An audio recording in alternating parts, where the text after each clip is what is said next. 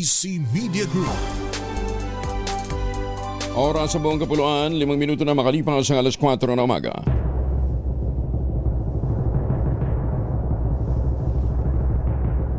And the Golden Dove for Best Science and Technology Journalist goes to Angelo Palmones, DCRH. Ito na ang 28th KBP Golden Dove Awardee, Best Science and Technology Journalist, si Angelo Palmones sa Magandang Umaga, Pilipinas! DZRH, Magandang Umaga, Pilipinas! Sa DZRH Radio, DZRH TV at DZRH Online. Kasama si Kuya Angelo Palmones. Magandang Umaga, Pilipinas! Lunes na naman po tayo ngayon, ikalabinsyam ng Enero 2026.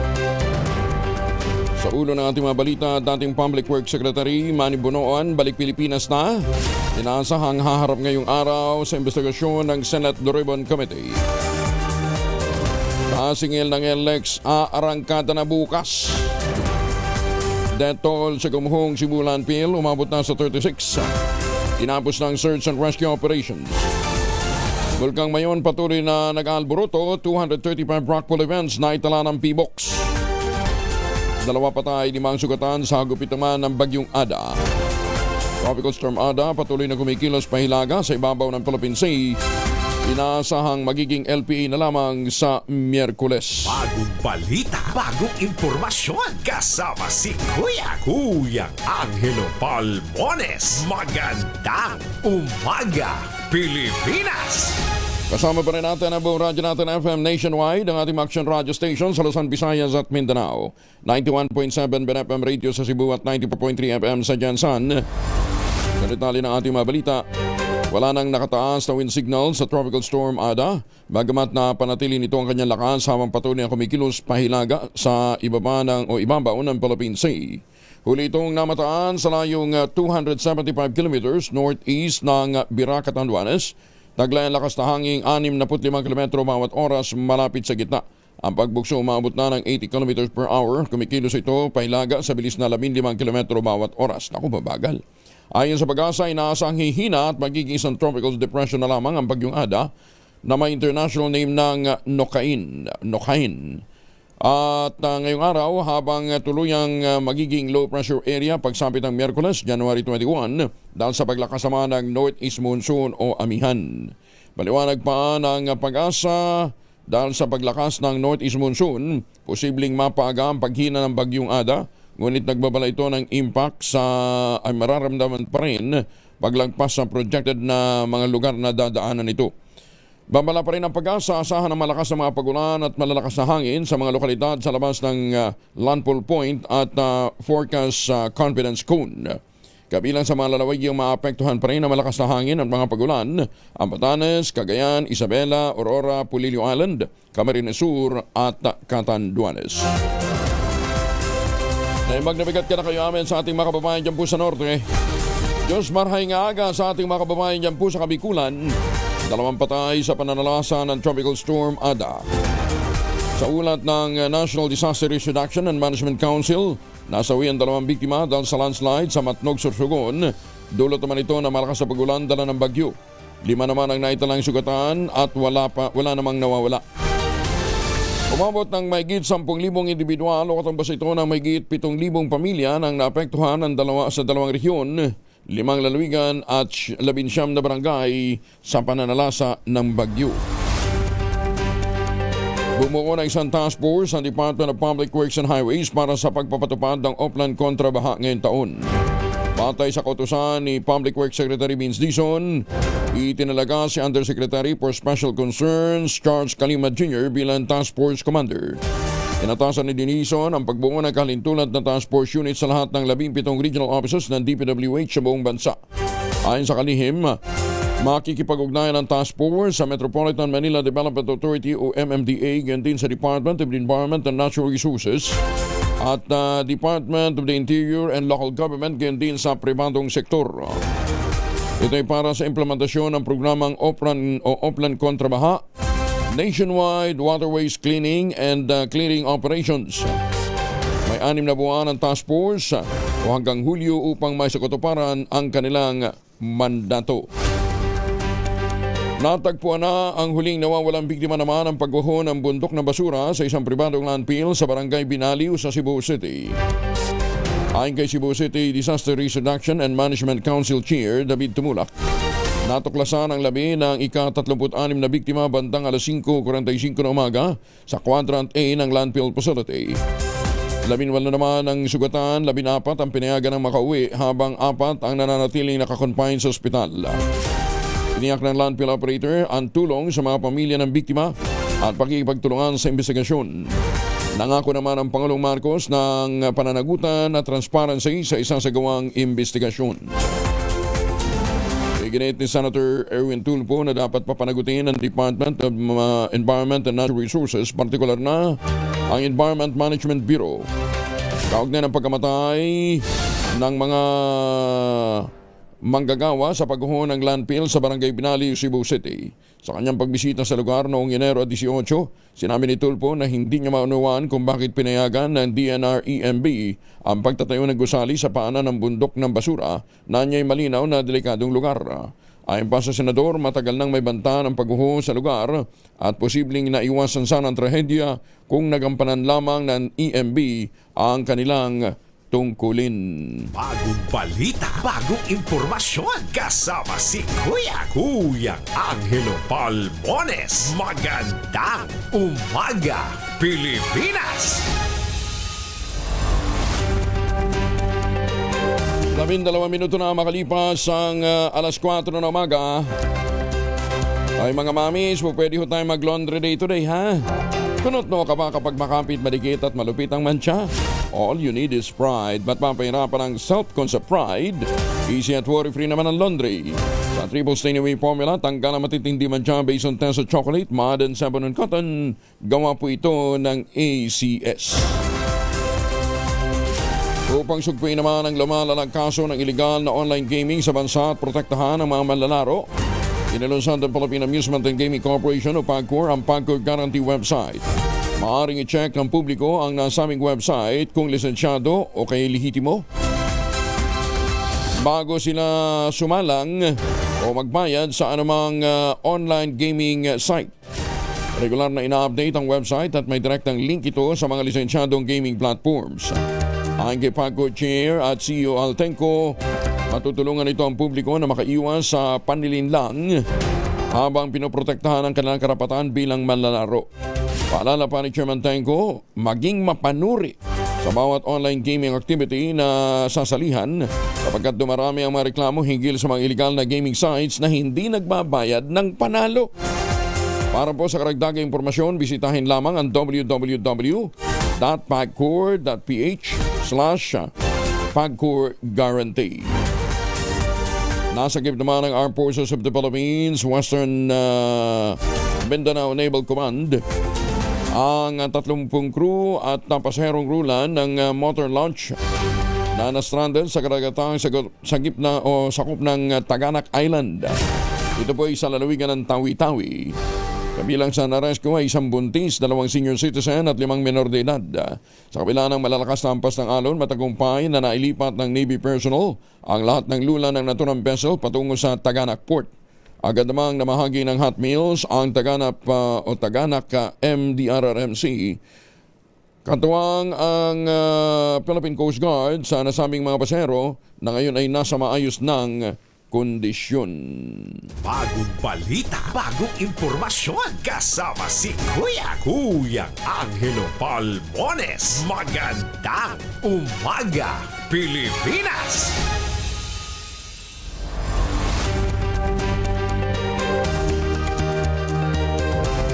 Mga misis, 14 na minuto na makalipas ang alas 4 ng umaga. Amoy araw ba si Mr. pag-uwi galing ng trabaho? Abay dalyon sa germ sa katawan nila para lamanan ang amoy araw at amoy pawis gumamit ng Shield Bath Soap regularly. Unbeatable ang Shield sa paglaban sa germs versus another brand by Shea Butter. Pampalambot ng kuti sa presyong abot kaya 12.50 SRP. Kaya naman recommended ito ng Philippine Nurses Association. Kaya mga misis ay challenge you, subukan ng Shield Bath Soap. Galit sa sakit may malasakit, sulit na sulit. Mahiwagang tunog. Eto na, habang kayo po ay naliligo gamit ang Shield Bath Soap, hulaan ang ating mahiwagang tunog.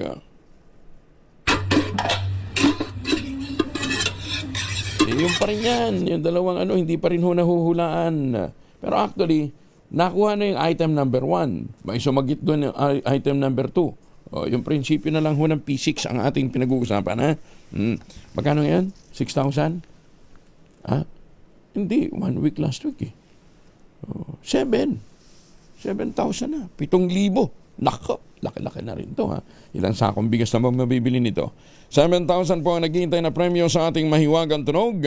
Ang inyong mga sagot ipapadala po ninyo sa 0919-282-6485. Sundin ang tamang format po ng pagdetext, empty space, name / address / contact number / at ang inyong sagot. Isang beses lamang po maaaring mag-text sa ating text line gamit ang inyong mga mobile number. Sa mga sasagot online, kinakailangan meron po kayong share badge. Ayan, ha? Ayan. So, ngayon, dahil 19 ngayon, di ba? O, yun. 7,000 ho ang nag-iintay na premyo sa ating mahiwagang tunog. Actually, muntik-muntik ka na last week. Muntik-muntik ka na. Yun lang, mali lang yung pagkakabigay ho ng prinsipyo ng P6. Magandang umaga, Pilipinas! Inimog naman ang infectious disease expert na si Dr. Rodgen Salante ang publiko na magsuot ng face mask sa mga pampublikong lugar ngayong uso ang flu o trangkaso na matagal gumaling. Baka mabilis makahawa. Ayon kay Salante, lalong dapat magsuot ng face mask sa mga very vulnerable sector. Gayon din yung mga buntis, yung mga matatanda at may mga comorbidities. Giniit ng infectious disease expert, bagamat mababa pa naman ang mortality rate ng sakit na flu, posible pa rin magdulot ng komplikasyon sa kalusugan, lalo-lalo na sa mga mahihina ang immune system.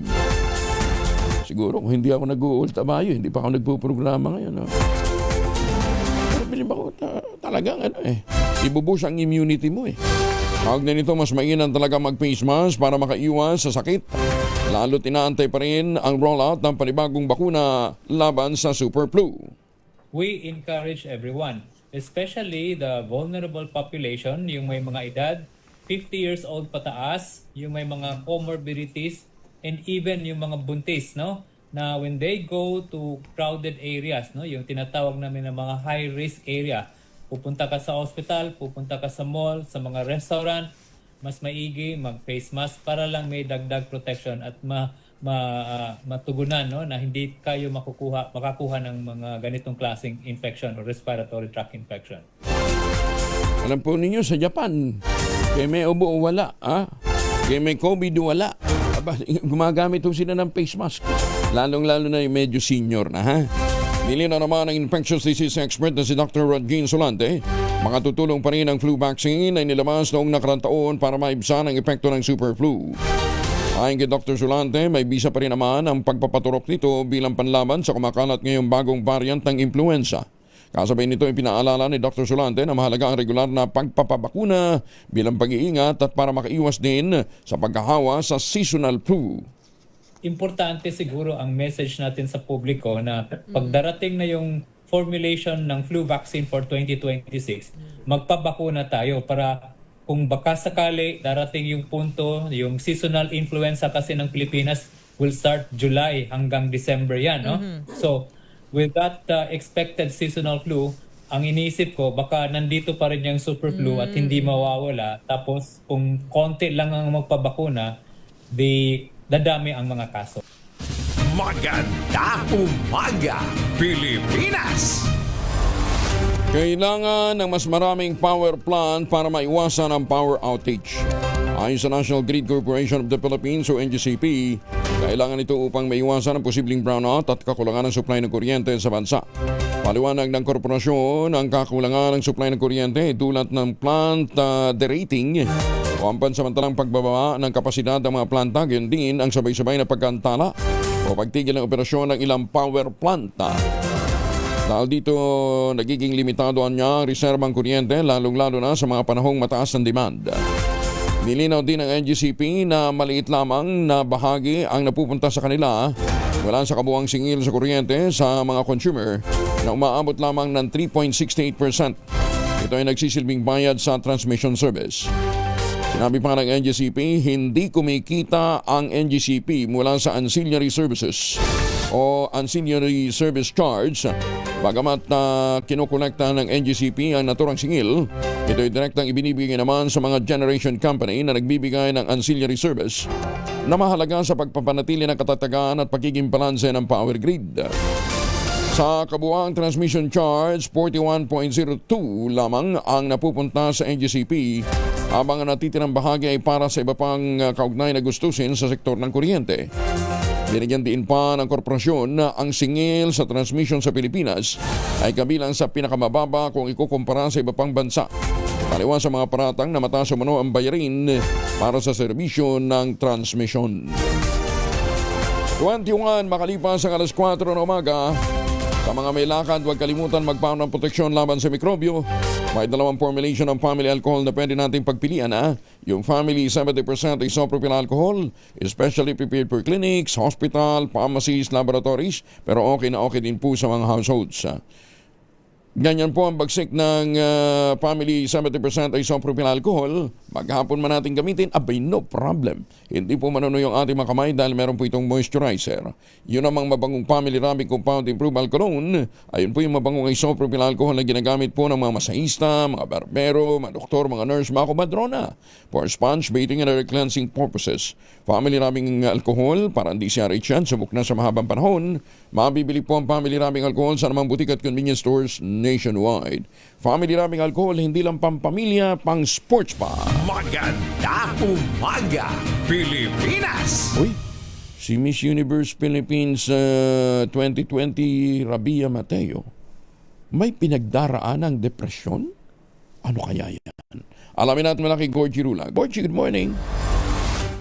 Ibinunyag ng beauty queen actress na si Rabia Mateo na dumadaan siya ngayon sa matinding depression.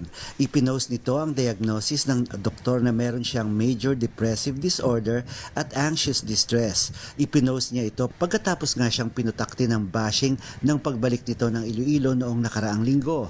Naimbitahan si Rabia na mag-judge sa Miss Iloilo 2026 at nag-post lang ito kung saan masarap kumain.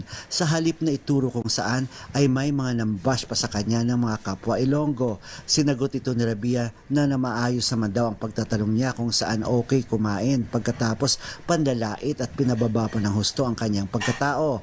Kaya nung ipinost nito ang diagnosis ng pinagdadaanan niyang depression, ang sinabi nito sa kanyang Facebook post, I plan to keep my depression to myself. Years of battling it every day. Years of trying to keep myself together. Bullying needs to stop now. It causes harm more than you ever know.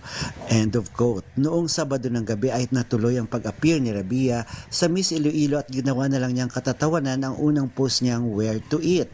Mainit naman ang pagtanggap sa kanya ng mga Ilonggo dahil sa itinuturing naman siyang nagbigay ng karangalan sa naturang lungsod. Gorgie Rula po nag-uulat mula sa showbiz ng DZRH. Una sa Pilipinas, una sa Pilipino. Maraming salamat, Gorgie. Kaya bago ho tayo humusga sa mga nababasa natin online, abay, timbangin muna natin kung ito ba'y makaka-apekto doon sa mga pinupunan natin. Hindi natin alam kung pinagdadaanan nila. 17 anyos na rider na bangga ng isang Toyota Fortuner na minamaneho ng isang German national sa Dinalupihan, Bataan. Detalye na balita mula kay Danny Kumilang, RH37. Danny, good morning. Sugatan ang isang 17 anyos na rider na walang lisensya na nabangga ito ng isang Fortuner sa bahagi ng Olongapo-Gapan Road sa barangay Magsaysay, Dinalupihan, Bataan. Batay sa paunang investigasyon at CCTV footage sa lugar, naganap ang aksidente alas 4:20 kahapon ng hapon. Habang lumiliko umano mula sa outer lane, ang Toyota Fortuner ay nabundol nito ang paparating na motorsiklo na patungong Olongapo. Dahil sa banggaan, parehong sasakyan ay nagtamo ng pinsala habang ang rider ng motorsiklo ay nasugatan at agad na dinala sa JC Payumo Memorial District Hospital para sa agarang lunas. Danny Kumilang, RH37, DCRH, una sa Pilipinas, una sa Pilipino. Maraming salamat, Danny. May paaba kay kayungan sa ating mga kababayan dyan po naman sa Pampanga. Magandang umaga, Pilipinas! Ay, magandang umaga po sa mga Pilipino dyan po sa Hayward, California. Magandang umaga rin po sa mga suki natin dyan sa San Diego, California. Boss Manny, Tita Cora, si Tita Lloyds, ano ha? And the Devanay Junior Bao, good morning. Siyempre, sa Las Vegas, nandiyan pa rin si Ma'am Evan Lang. Nagsagawa ang Department of Agriculture ng malawakang reforma sa layuning ayusin ang tinatawag na broken economics. Sa sektor ng agrikultura ng Pilipinas, isang hakbang na sentro na magiging pangmatagalang legasiya ng Pangulong Ferdinand Bongbong Marcos Jr. bago ito malis sa pwesto sa 2028. Sa kanyang pagsasalita sa Big Bold Reform, isang business forum na inorganisa ng Department of Finance at ang Bangko Sentral ng Pilipinas, sinabi ni Agriculture Secretary Francisco Chularol Jr. na ang matagal ng problema, ang mataas na antas ng kahirapan sa kanayunan, hindi pantay na pagiging produktibo at paulit-ulit na biglang kakulangan ng supply ng pagkain ay nagpapatuloy sa kabila ng taon-taong paggasta ng pamahalaan. Sinabi ni Laurel na sa kabila ng patuloy na paggamit ng pondo ng gobyerno, hindi maayos-ayos ang problema. Hindi pantay ang pagiging produktibo, nananatiling mababa ang kita ng mga magsasaka at patuloy pa rin nakakaapekto sa mga consumer ang kakulangan ng supply ng pagkain. Para sa Marcos Administration, ang reforma ay nangangahulugan ng paghatid ng konkretong resulta, kikita na sapat ang mga magsasaka, gayon din ang mga mangingisda mula sa kanilang pagsisikap, magkakaroon ng mas matatag na sistema ng pagkain at isang sektor ng agrikultura na higit na makapaghahatid at makapag-aambag ng mapaguluhang paglago sa ekonomiya habang nanghihikayat ng pribadong pamumuhunan. Halos 500,000 pesos na halaga naman ng illegal drugs ang naharang ng mga tauhan ng Bureau of Customs sa Ninoy Aquino International Airport o NAIA. Sa ulat ni Port of NAIA District Collector Yasmin Mapa, idiniklara ang kargamento bilang mga accessories at candy. May timbang na abot ng 320 grams ang shield marijuana at 8 vape cartridges na naglalaman ng cannabis oil na naglagay naman o na nakalagay sa lata ang mga kontrabando. Naaresto sa kasagsagan ng operasyon ang claimant na kukuha ng parcel at kakaharap ng kasong paglabag sa Comprehensive Dangerous Drugs Act of 2002 at Customs Modernization and Tariff Act. Pinuri naman ni Customs Commissioner Ariel Nepomuceno ang pagiging alerto at mapagmatsyag ng mga tauhan ng BOC NAIA para mapigilan ang pagpasok ng mga kontrabando sa bansa. Congratulations muli kay Attorney Yasmin Mapa. At yan din sa mga tauhan din po ng NAIA per cargo. Pinangungunahan po naman ito ni Dr. Yeye Manawis. Dok Yeye, kumusta ka na ha? MILF Central Committee ikinukonsiderang bigo pa rin ang kapapasang batas ng districting law para sa pantay at makatarungang paghahati ng mga distrito. Detalye na balita mula kay Jun Di Mangutak, Aris 19. Assalamualaikum, Brother Jun. Alaikum assalam, Koyang Angel. Sa kabila ng itinuring na tagumpay ng Parliament Bill No. 415 upang sa batas ng districting law sa BARM, sa inilabas na official statement ng MILF Central Committee na may lagda ni Chairman Alhaj Murad Ibrahim, tinawag nilang bigo pa rin ang Parliament Bill 415 na ito na matugunan ng saloobin at panawagan ng Bangsamoro people para sa patas at makatarungang paghahati ng distrito o representation. Ang bagong batas ng BTA Bill 415 ay may mga seryoso pa umanong constitutional na mga katanungan na sumasalamin sa mga depekto ng BAA 77 na dineklarang unconstitutional ng Supreme Court. Hinalimbawa rito ng MILF Central Committee ang potensyal na violations ng BOL, mandated criteria for districts tulad ng contiguity, compactness, adjacency, and population distribution. Sa kapapasang batas na ito ng districting law, naglalantad umano ito ng seryosong pagkakahati ng BTA na isang malaking banta sa pundasyon ng Bangsamoro Peace Process. Binabaliwala rin umano ng districting law at hindi kinikilala ang mga existing boundaries at pagkibit-balikat sa kasaysayan na nag-uugnay sa cultural origins na paulit-ulit umanong binigyang diin sa mga nagdaang consultations. Sa kabila nito, suportado ng buong MILF ang pagtatakda ng first parliamentary election ng Bangsamoro anumang petsa nito. Mula sa Central Mindanao, RH19, June Di Makutak, DZRH, una sa Pilipinas, una sa Pilipino. Maganda umaga, Pilipinas! Sukran June, alas 4:30, inatasan ni Agriculture Secretary Francisco Tularol Jr. ang State-Owned Food Terminal Incorporated o FTI para maglaan ng pondo na pambili ng malaking bulto ng sili at munggo. Direkta mula sa lokal na mga magsasaka bilang hakbang upang mapatatag ang presyo nito at mabawasan ang pagdepende ng bansa sa pag-i-import. Kinilala ng Department of Agriculture ang sili at munggo bilang mga prioridad na high-value crops ngayong taon bagamat may magkakaibang layunin sa polisiya. Para sa sili, ang focus ay ang pagpigil sa matinding pagtaas-baba ng presyo na madalas na tumatama sa mga mamimili. Para naman sa munggo, mas pangmatagalan ng layunin. Palakasin ang lokal na produksyon upang makamit ang self-sufficiency at mapanatili ang foreign exchange sa kasalukuyang ginagastos sa pag-i-import. Sinabi po ni Secretary Laurel, malaki ang inaangkat nating munggo. Karamihan ay mula sa Argentina. Ay tumaabot na sa humigit kumulang 45,000 metric tons ang lokal na produksyon. Sinabi ni Secretary Laurel, layunin ho natin ngayon na maging self-reliant pagsapit ng 2027.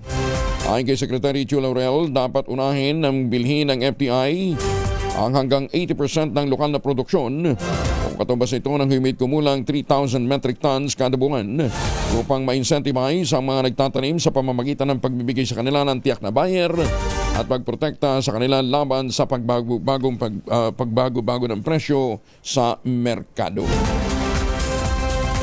Alam ho ninyo, isa ho sa pinakamagandang epekto ho ng pagtatanim ng munggo.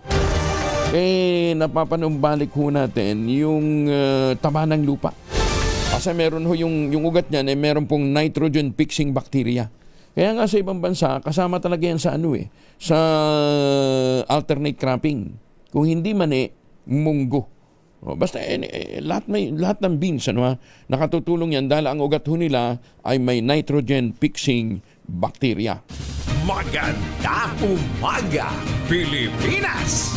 Matagumpay na naisagawa ang natural na pag-aanak o reproduction process ng mackerel o tuna, mas kilala bilang kawa-kawa o tulingan, sa ilalim ng kontroladong kondisyon.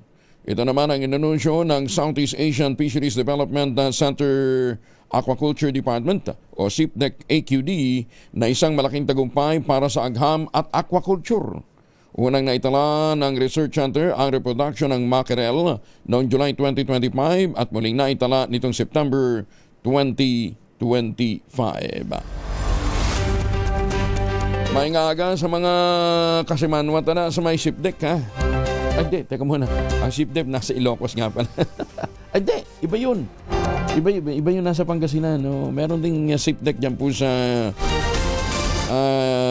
may bandang Guimaras ko, hindi ako nagkakamali. Biyahe ng mga sasakyang pandagat sa Northern Samar, pinayagan na. Detalye na balita mula kay Jane Galit Bantayan, Aris 34. Paimbutag mo, Jane. Pinayagan na ng Coast Guard ang biyahe na lahat sa sakyan pandagat alas 5 ng hapon kahapon dito sa Northern Samar kung saan lifted ang storm signal ng lalawigan matapos ang bagyong si Ada. Naitalang stranded ang mga pasahero sa 3 portang ali Northern Samar, kabilang dito yung mga rolling cargos matapos na maabutan ng bagyo ng storm signal, at dahil dito ay pinagbawal ng Coast Guard ang biyahe ng lahat ng sasakyan pandagat. Nabigyan naman agad ng pagkain ang mga stranded na pasahero sa 3 portang ali Northern Samar mula sa DSWD Eastern Visayas. Pinayagan na rin ang biyahe ng mga sasakyan pandagat sa iba't ibang port ng Eastern Visayas matapos ang bagyong si Ada. Mula sa Aksyon Radyo Katarman, Arts 34 Jane Galit Bantayan ng DZRH. Una sa Pilipinas, una sa Pilipino. Salamat, Jane. May nga gama sa mga kuturan tada sa Bayawan City, Negros Oriental, Halong Kamudra. At magandang umaga sa mga suki natin sa San Mateo, Isabela. Oy, sa mga taga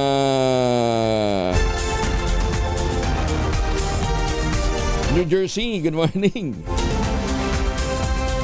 Pabalik ho kayo ng Pilipinas, lalong-lalo na yung mga OFW natin, galing Taipei, Taiwan, Hong Kong, Ohio gozaimasu sa mga suki natin dyan sa Japan. Wag na ho tayong magpasalubong nga po ng imported na tsokolate, ha. Meron po tayong tangerine chocolate. Ang tangerine chocolate po ay brand ang mga magdiniyog ng mga magsasaka mula po sa lalawigan ng Quezon. Sa tulong po ni Dr. Helen Tan, yung po mga planting material ng kakao galing Davao, itinanim po yan sa ilalim po ng manyugan, kaya ngayon nagpuproduce na sila ng dekalidad na kakao beans, pinaprocess para maging tangerine chocolate. Available po yan sa 0919-095-5935. Tangerine chocolate 100% gawang lokal, but taste and looks global. Kasi tinulungan po ito ng DTI at ng DUST. Tangerine chocolate 100% gawang atin. Kaya ang pakiusap po ni Dr. Helen Tan, sana naman daw po ay ating tangkilikin. Sa bawat bili ho natin ng tangerine chocolate, tinutulungan ho natin lumakas ang ating ekonomiya, tinutulungan pa nating magkaroon din ng magandang kita ang ating mga magsasaka. Tangerine chocolate 100% gawang Pinoy. Maganda umaga, Pilipinas! Isang notorious na kawatan sa bayan ng Alang-Alang, Leyte, arestado. Buti naman. Detalye na balita mula kay Jimmy Angay-Angay, Arts State 32. Maupay nga agad, Jimmy. Kalabos ang isang notorious na kawatan sa bayan ng Alang-Alang, Leyte. Ito ang sinabi ng Alang-Alang, Leyte PNP Chief of Police Major Godofrida Santua sa isang panayam. Kinilalang suspect si alias Bornok, 21 anyos, residente ng Barangay Salvacion, Alang-Alang, Leyte. Nadakip ito ng kapulisan matapos silbi ang warrant of arrest na inisyu ng korte sa bayan ng Alang-Alang, Leyte sa kasong robbery with force upon things. Ayon kay Major Santua, naisyuhan ang suspect ng warrant of arrest dahil sa reklamo ng isang parish secretary ng Holy Trinity Parish na ninakaw ang donation ng simbahan. Mula dito sa DYVL Action Radio Tacloban, ito si Ars32 Jimmy Angay-Angay para sa DZRH. Una sa Pilipinas, una sa Pilipino. Daghang salamat, Jimmy Angay-Angay. 36 na makalipas ang alas 4 na umaga.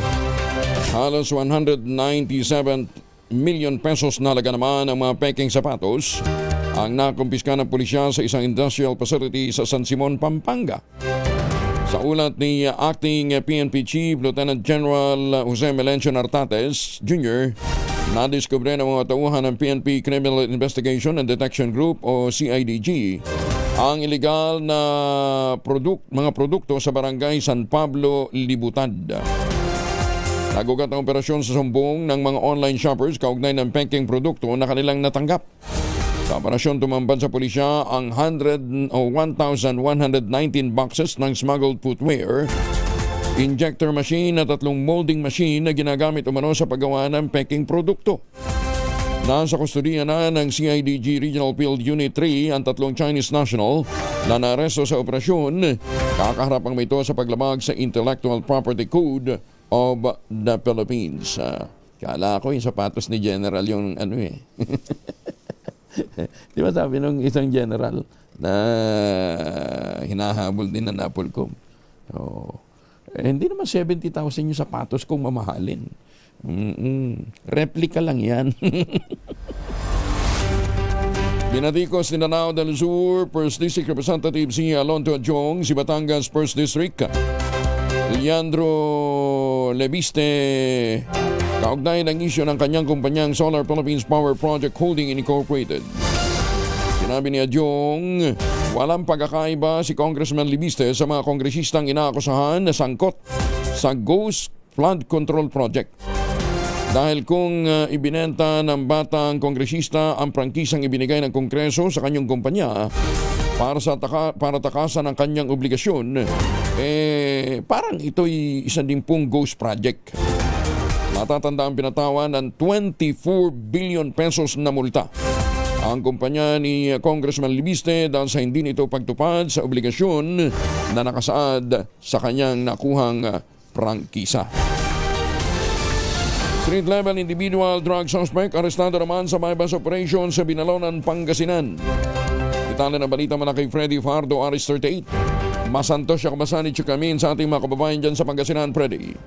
Masanto si kabusan Kuyang Angel. Timbog si kinasang by bust operation ng binalunan pulis ang isang street-level individual drug suspect na nasa target intelligence packet na binata residente ng bayan ng Lawak matapos magbenta ng illegal na droga sa pulis na nagkunyaring buyer. Batay sa ulat ni binalunan Chief of Police Major Simon Paiking, nagsagawa ng operasyon ng kanyang mga tauhan sa Drug Enforcement Team alas 7:25 ng gabi kung saan nakabili ng illegal na droga sa suspect kapalit ng mark money dahilan upang arestuhin ang suspect. Ang nakumpisyang illegal na droga sa suspect ay 3 plastic sachet na naglalaman na hinihinalang Cebu na tumitimbang ng 0.99 grams at may street drug price na 6,732 pesos at 2 plastic sachet na naglalaman ng pinatuyong dahon ng marijuana na tumitimbang ng 30.77 grams na nagkakalaga ng 3,692 pesos and 40 centavos. Kasong paglabag sa Republic Act 9165 Comprehensive Dangerous Drug Act of 2002 ang kinakarap nga ng suspect na nasa kustudiya ng Binalunan Police Station. Mula sa Action Radio Pangasinan, ito si Freddy Fajardo Arisarte Tagu-ulat para sa DCRH, una sa Pilipinas, una sa Pilipino. Maraming salamat, Freddy. Magandang umaga, Pilipinas! Pangaga sa mga taga-Hinigaran, Negros Occidental. Alas 4:40 ang oras sa buong kapuluan.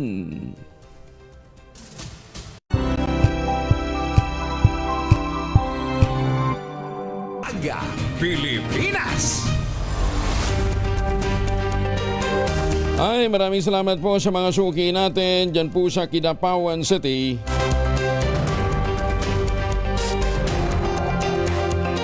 Ingat po kayo dyan, ha? Marami tayong babatiin eh. Speaking of Kidapawan, congratulations. Ngayon ho pala, ay hindi actually ngayon, last weekend ang anniversary ni na Governor Lala Mendoza at saka ni Congressman Raymond Mendoza. Ha? Gov Lala, happy anniversary. Ha? Believe ako talaga kay Kong Ray, ano ha?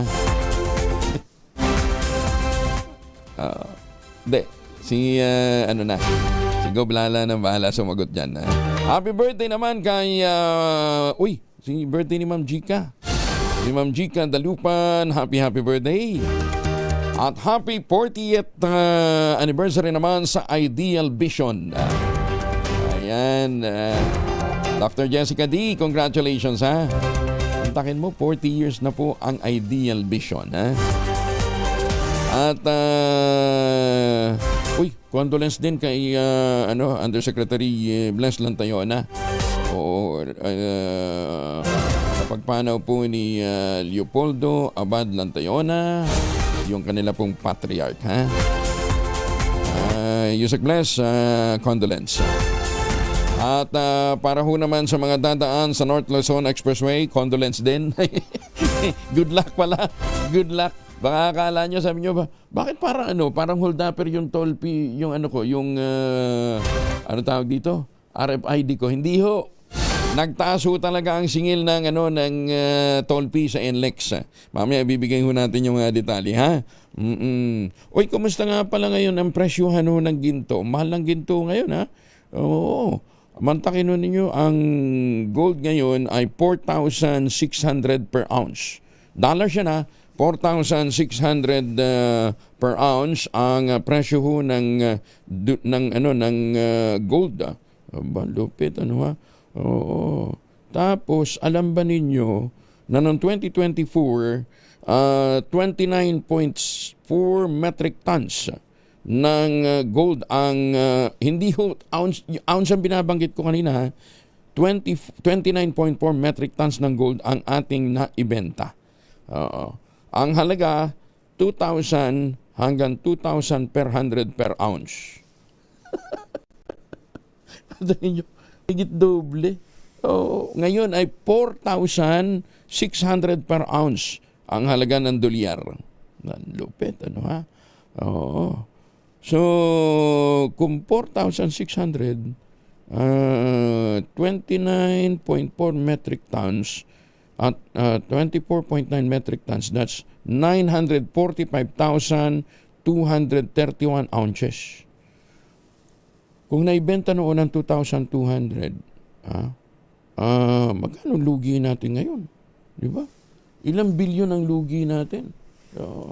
Kasi nagmadali. Ang tanong, kanino naibenta ang mga naturang gold bars? Maganda umaga, Pilipinas! Tatanong lang naman tayo eh. Oo.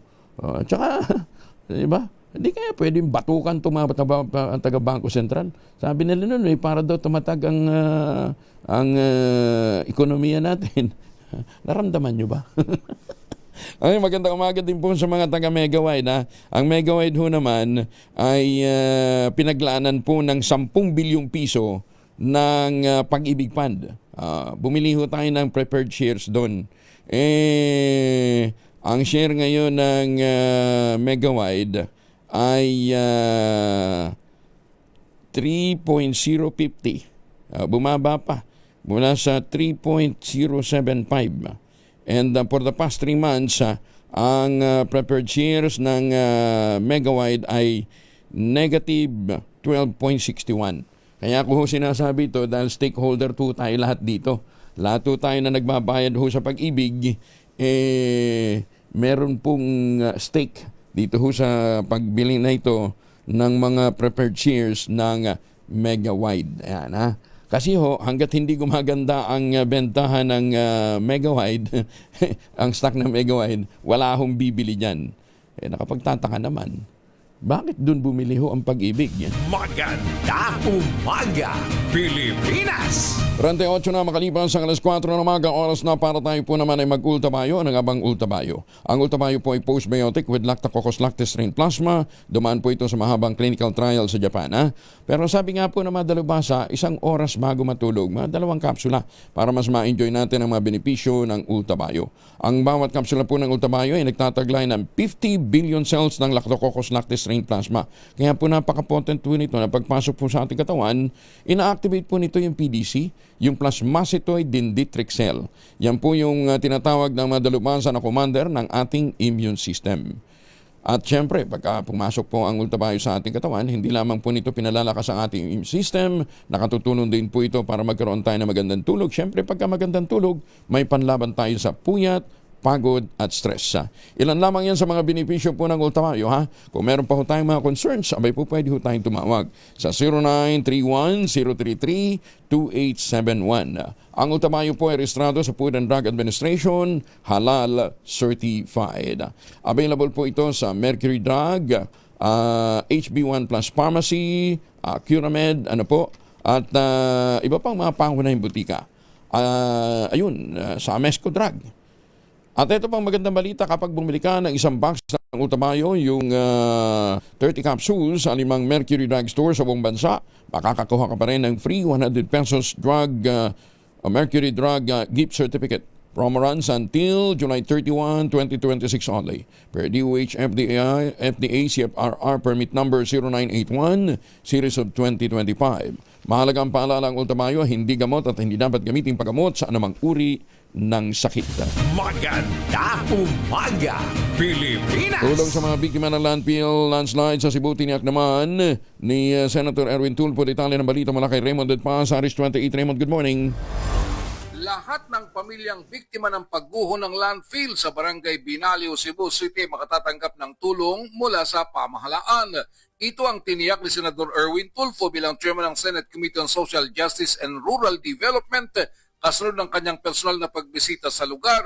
Ayon kay Tulfo, maliban sa kanyang personal na tulong sa pamilya ng mga biktima, ay ganitong nakipag-ugnayan sa Department of Social Welfare and Development o DSWD. Ito ay upang matiyak ang mas maraming ayuda ng pamahalaan para sa mga pamilya ng mga biktima. Kabilang dito ang burial assistance, tulong medikal para sa mga sugatan at tulong pangkabuhayan para sa mga pamilyang nawalan ng kabuhayan. Nasaksihan ng senador ang lawak ng pinsalang dulot ng gumuhong bundok ng basura na tumabon sa gusaling nagsisilbing opisina at bunkhouse ng mga empleyado ng pribadong landfill. Iginit ni Tulfo na dapat mapanagot ang mga hensyang may kinalaman sa insidente, partikular ng Environment Management Bureau o EMB ng Department of Environment and Natural Resources dahil sa kakulangan ng maigpit na pagbabantay sa operasyon ng landfill. Batay sa tala ng Bureau of Fire Protection, umabot na sa 36 ang kumpirmadong nasawi habang 18 naman ang sugatan sa insidenteng naganap noong Enero 8. Ito si RH28, Raymond Dadpaz para sa DZRH, una sa Pilipinas, una sa Pilipino. Maganda umaga, Pilipinas! Maraming salamat, Raymond. Tumutok sa DZRH at manalo ng instant 1,000 pesos sa Pasko Panalo Malacash Promo kasama ang Pride Detergent. Ayan wala pang Valentine's pero pamasko ng 2026 ang inaasikaso ni Sherwin ang lokasyon po ni Sherwin para ho sa mga nag-aantabay kasama ang Pride Detergent ay Barangay 196 Arpapa, Tondo, Maynila. Ayan Barangay 196 Arpapa, Tondo, Maynila. Lakasan nyo na inyong mga radyo, telebisyon para mahuli kayo ni Sherwin. Ready na ba kayong tandaan ang ating word of the day para manalo ka ng DZRH mini component? Eto na! Ang ating word of the day ay illicit. Ayan illicit. Sa Tagalog po ay magtamo o kaya tamuhin.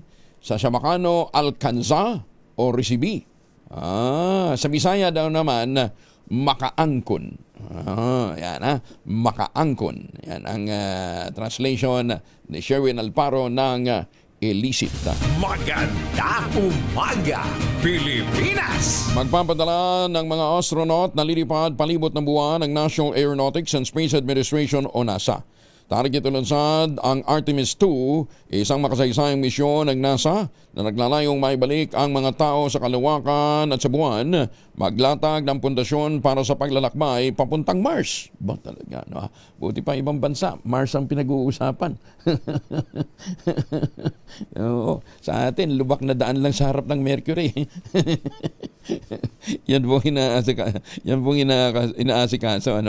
Sa kasalukuyan, ang 322 feet na Space Launch System rocket o yung SLS rocket at ang Orion spacecraft na isasakay ng mga astronaut ay inilipat na sa launch pad 39B sa Kennedy Space Center sa Florida bilang paghanda sa nalalapit na paglulunsad. 3 Amerikanong astronaut at isang astronaut mula sa Canadian Space Agency ang kasama sa misyon. Inaasahan tatagal ng 10 araw ang misyon. Babalik din sila sa Earth pagkatapos ng kanilang orbital flyby. Ang paglalakbay nito ay magsisilbing test flight ng mga kritikal na sistema ng Orion bago isagawa ang susunod na Artemis mission na naglalayong maglanding sa buwan. Sa pinakahuling ulat, posibleng ilunsad ang Artemis 2 mission sa Pebrero. Maganda umaga, Pilipinas! Alam mo ba ninyo na may isang bahagi ho ng Mindanao na napakagandang magandang site para sa launching ng mga space program. Diba? Kaya nga tinatanong natin doon nung panahon ng kampanya.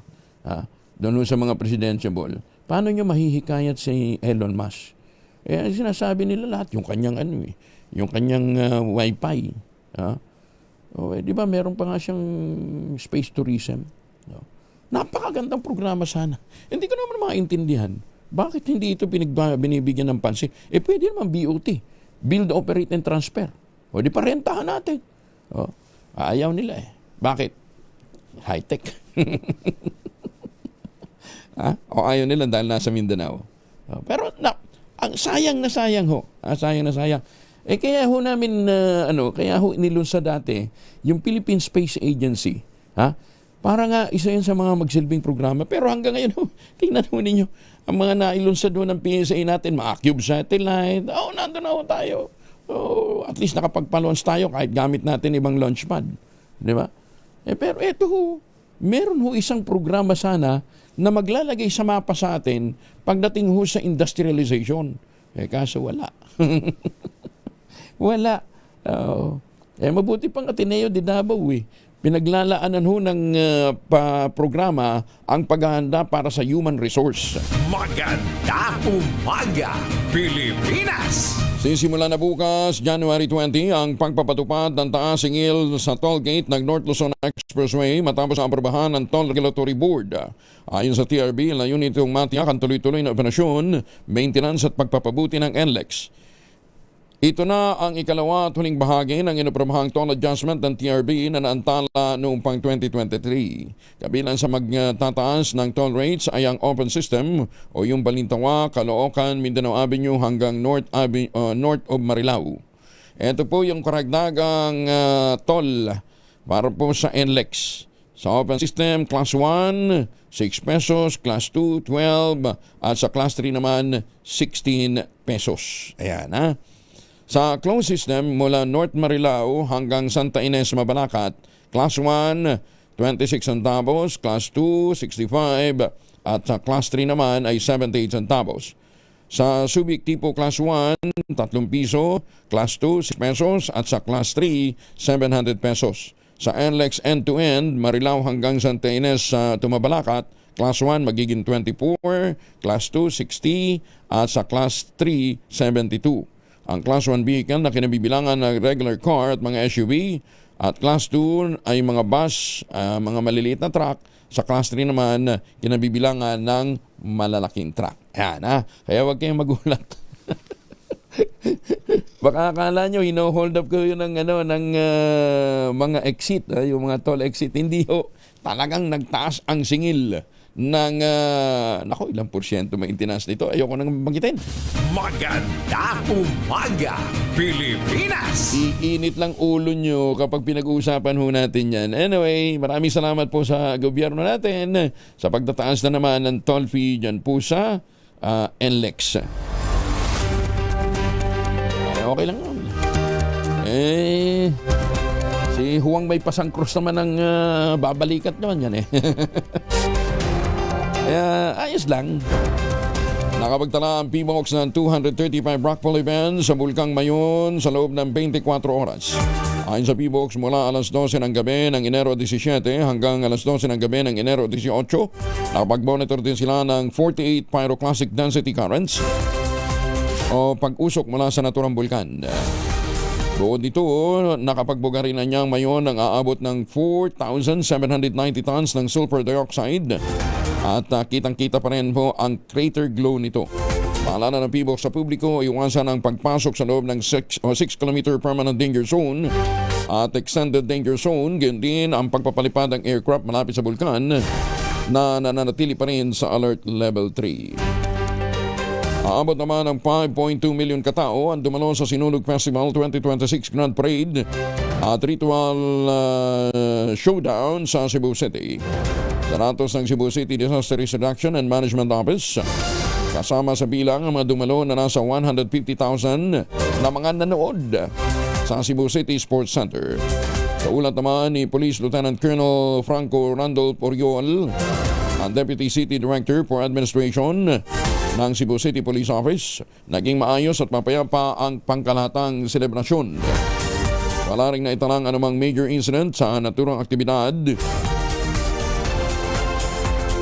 at maging sa dinaanan ng ruta ng parada. Mahigit naman 7,000 deboto ang nakiisa sa pagdiriwang ng kapistahan ng Santo Niño sa Maynila nitong linggo, Enero 18. Ayon sa Manila Disaster Risk Reduction and Management Council, umabot ng 7,500 katao, 7,500 individuals ang dumalo sa selebrasyon hanggang alauna ng hapon. Mas maaga, isinamprosesyon ng Santo Niño de Tondo, nagsimula sa Minor Basilica at Archdiocesan Shrine of Santo Niño de Tondo sa Moriona Street. Nagtapos ito sa parehong simbahan. Sa prosesyon, makikitang dala ng mga deboto ang kanilang mga imahe ng Santo Niño bilang bahagi ng tradisyong panrelihiyon. Tuwing 3 linggo ng Enero, pinagdiriwang ng iba't ibang bahagi ng bansa ang kapistahan ng Santo Niño bilang kabilang dito ang Cebu, na dinarayo din dahil sa Sinulog Festival na inialay sa Batang Jesus. Sa Maynila naman, taunang ipinagdiriwang ang Pista ng Tondo at Pandakan na kapwa may simbahang nakatalaga rin para sa Santo Niño. Matatandaan noong 2020, nasunog ang Santo Niño de Pandakan Parish sa Maynila. Magandang umaga, Pilipinas! Teka muna, mamigay na nga muna tayo ng pera. Tumutok sa DZRH at manalo ng instant 1,000 pesos sa Pasko Panalo Malacash Promo. Kasama ang Pride Detergent. 5:02 ang oras sa buong Kapuluan. Sherwin, good morning. Yes, magandang umaga Kuya Angel dito nga sa barangay 196 sa Arpapa, Tondo, Maynila. Tignan mo naman, napakaganda ng signage ha. Kung sa ibang bansa ang pinag-uusapan yung Mars na binabanggit mo kanina kung para magpapadala na tao sa Mars. Dito sa barangay 197, walang kalubak-lubak, napakalinis. So tignan mo naman. Talaga, wow. May humps pa. May humps pa nga eh. May lubak lang pala yan, konti. Ayun, maliit. Oo. Pero ang ganda, ang linis ha. Ang linis ha. Ang linis ha. Oo. Pero may lubak na isa yan, no, sa may harapan mismo. Ayan. Naman, kung konting ba, maliit na bagay lang yan, pinalalaki mo pa. Lang. Oo. Diyan, sige, mamigay ka na ng pera. Etong masipag na viewer mo, Angelo, tignan mo naman, bumibili lang to kanina ng ng sopas. Ha? Bumibili lang ng sopas na tsempohan na naka-DZRH yung kanyang cellphone at ang paborito niya. Sino paborito mong announcer? Angelo Palmones. Oh, si Kuya Angel Palmones at ano pangalan mo? Ian Mendoza. Ha? Si Ian. Si Ian. Ian Venerasyon? Ian Mendoza po. Mendoza. Ian Mendoza, taga barangay 196. Opo. Ayan, at tsempo. Sherwin. Kuya Angel. Side view mo, parang ikawig talaga ni Ian Venerasyon eh. Kulutan Kulutan yung buhok. Hindi, tisoy lang ng konti si Ian na Venerasyon. Sana nga po ganun eh. Sana all. Oo. Ba't naman Sana all kamukha ni... Ba't naman ang aga mo sa daan? Ba't ang aga mo naman sa daan? Nandito kami sa bitapat ng barangay. Tignan mo, meron kaming lamesa rito para kami mga horado. Bakit nga? Ano ba meron dyan? Nagpaprograma kami rito. Ano meron dyan? Ano po, kasarado lang po kasi ng store namin eh. Kaya kakain lang din po sana. Wow. Sakto po. Dawa yung DCRH. Ba't madaling araw? Nanonood din po ako. Ba't madaling araw nagsasara? Actually, kahit silog po kasi kami, silugan po. As in, madaling araw po talaga nagsasara. Okay. Sige, sipag na kuya. Until now, open. Kanina po, open pa po. Ngayon, kakasara lang po. Ang mabuti naman, sarado na kayo dahil makikikain na naman si Sherwin dyan eh. Pagka nagtatapos. Kung kumain sila. Hindi pa nga nakakakain ng silog. Ito naman si Kuya Angel, ang aga eh. Pero dahil maaga ka, Ian, sa pag-tune in sa DZRH, eto meron kang 1,000 pesos. Salamat po, Kuya Angelo. Kita mo naman. Thank you po. Kita mo naman. Pwede po ba mag-shoutout? Oo. Sige, shoutout ka. Shoutout po sa Kate Silog.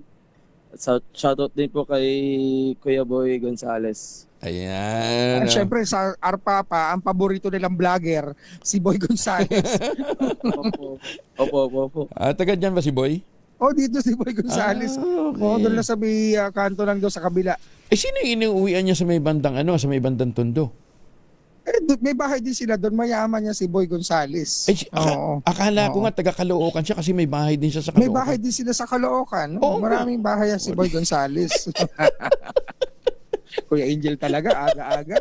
Sige na. Mamaya kung saan pa tayo mapunta. Baka mabanggit ko. Mabanggit ko pa yun. Din po. Baka kaya niyo po kumain sa Kate Silog. Dito lang po sa barangay 197. Matang Tubig Court lang po. Ayan. Okay, sige. Kaya niyo po ipin sa waste yan. Kate Silog lang po. Okay. Ayan, Kate Silog. Kate Silog dito sa Arpapa. Opo. Sige. Kaya niyo po i-waste yan sa ipin nyo lang po sa Waze, Google Map, Kate Silog lang po. Kita mo. Tignan mo, talagang naghahanap pa ng pupuntahang lugar.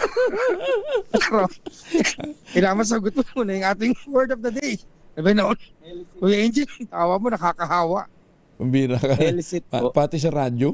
Nakakahawa yung ubo. Dahil ako ang ating word of the day, illicit. Eto, meron kang mini component ng DZRH. At syempre meron ka rin malapit na Chinese New Year. Meron tayong Chinese New Year Medianoche Basket at ang pinakamalaki, pinakamabango, pinakabago ang Pride with Fabric Conditioner Korean Strawberry Bloom Detergent with stain away formula. 2 kilo yan. Kaya naman lahat ng labahan nyo sa bahay, ubus lahat yan. Maraming salamat po sa DZRH at ano ko lang din po ulit yung store namin. Kumain po kayo. Shoutout din po kay Tito Boy. Talaga nakikiusap. Tito Boy. Ano mo ako, subscriber mo ako since birth. Since birth?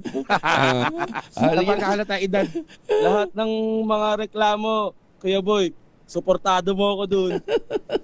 Okay. Yun lang po, marami pong salamat. Salamat Ian ha. Congratulations. Thank you po, Kuya Angelo. Congratulations. Okay. Maraming salamat Ian. At syempre sa mga nais manalo ng 1,000 pesos lagi tumutok sa DZRH. Baka kayo na sa sunod nating winner sa DZRH Malacash promo kasama ang Pride Detergent. RH number 6, Sherwin Bata Alfaro, DZRH, una sa Pilipinas, una sa Pilipino. Tutok lang, tutok na sa DZRH Radio, DZRH Facebook, DZRH YouTube, at DZRH TV. Baka ikaw na ang susunod na winner sa DZRH Mas Malacash promo. Maganda umaga, Pilipinas! 7 minutes makalipas ang 5 ng umaga. This time check is brought to you by ACS Manufacturing Corporation, ISO certified, maker of world-class quality Pride detergent. Hammerate FA, the blood vitamin, champion detergent. Tapat po sa inyo. BioFlu, 2 or more symptoms? Baka flu na yan. I-BioFlu na. Kauna-unahan sa Pilipinas. Manila Broadcasting Company. DZRH, a proud member of MBC Media Group. Bagong balita, bagong impormasyon. Kasama si Kuya Angelo Palmones. Magandang umaga, Pilipinas! Lunes so tayo ngayon ha, huwag niyong kalimutan, ikalabinsyam na ng Enero 2026. Mamaya pag-uusapan natin kidney stones ha. Alam ba ninyo mga bata ngayon nadadali ng kidney stones? Panahin muna natin si Ma'am Chanel Dominguez mula sa Pag-asa. Kaugnay na lagyan ng panahon. Ma'am Chanel, good morning. Magandang umaga din po sa inyo, Sir Angel, at magandang umaga din po sa mga taga-subaybay po natin para sa ating update dito sa bagyong si Aba. Kung ito'y huling namataan sa line 385 kilometers east ng Kasiguran, Aurora. May taglayan na lakas na hangin na 55 kilometers per hour at magbugso na umaabot ng 70 kilometers per hour. Ito'y kumikilos north-northeastward sa bilis na 10 kilometers per hour. Bahagya pong humina po itong si Ada at isa na lamang tropical depression category. Wala na rin tayo nakataas sa anumang tropical cyclone wind signal sa anumang parte ng ating bansa. Pero inaasahan po natin yung trough or yung extension po nitong bagyong si Ada. Magdadala ito ng mga kalat-kalat na pag-ulan dito sa Bicol Region, Aurora, Quezon at Northern Samar. Samantala, yung northeast monsoon magdadala ng maulap na pabori na may mahihinang pag-ulan dito sa Cordillera Administrative Region at Cagayan Valley. Para sa Metro Manila, nalalabing bahagi ng ating bansa, magiging bahagya hanggang sa maulap ang ating papawiri na mga isolated light rains, isolated rain showers o kaya mga localized thunderstorm pagdating sa hapon at sa gabi. Wala na tayong nakataas na anumang gale warning sa anumang seaboards ng ating bansa. At yan po muna ang latest dito sa Pag-asa Weather Forecasting Center. Chanel Dominguez po, magandang umaga. Ma'am Chanel, temperature ng Baguio? Sa Baguio po, inaasahan po natin 17 to 24 degrees. Wow, sarap ha? Yes po. Oo, sa Tagaytay? Possible po is, wait lang po, 20 to 24 din po. Maalinsangan na, no ha? Opo. Kalbo na kasi din yung mga bundok sa paligid. Ma'am Chanel, thank you ha. Ingat kayo. Si Chanel Dominguez mula po naman sa Pag-asa. Maganda umaga, Pilipinas! Balita muna sa ibang dagat, itinanggi ng White House ang ulat ng Bloomberg News na nais ng administrasyon ni US President Donald Trump na magbayad ng $1 billion sa mga bansa upang mapanatili ang kanilang membership sa tinatawag na Board of Peace. Sa ulat ng Bloomberg, base umano ito sa isang draft charter kung saan si Trump ang magsisilbing inaugural chairman at bawat bansang kasapi ay magkakaroon ng termino na hindi hihigit ng 3 taon mula sa bisa ng charter at maaari manong i-renew ang membership ng mga miyembro base sa pahintulot ng chairman. Sinabi ng White House, misleading ang ulat. Walang itinatak ng minimum membership fee ang Amerika upang makasali sa Board of Peace. Sa expose naman ng White House, nilinaw nito na ang inaalok lamang nila ay permanenteng membership sa mga partner countries na nagpapakita ng malalim na commitment sa kapayapaan, seguridad at kaunlaran. Maganda umaga, Pilipinas! Pero bago natin pag-usapan pa yung mga ganyang mga usapin, dito nga muna tayo sa kidney stones.